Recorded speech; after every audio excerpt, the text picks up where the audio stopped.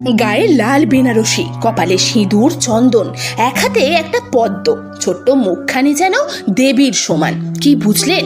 আমি কুমারী পুজোর কথা বলছি। এমনই রূপে প্রতি বছর বেলুর মঠে কুমারী পুজো করা হয়।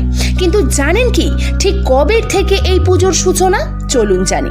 শ্রীরামকৃষ্ণদেব তার স্ত্রীকে ষোড়শী জ্ঞানে পুজো করেছিলেন, আর তারপর শ্রীরামকৃষ্ণদেবের পরম শিষ্য স্বামী বিবেকানন্দ 1898 সালে তার কাশ্মীর ভ্রমণের সময় এক মুসলিম মেয়েকে কুমারী জ্ঞানে পুজো করেন।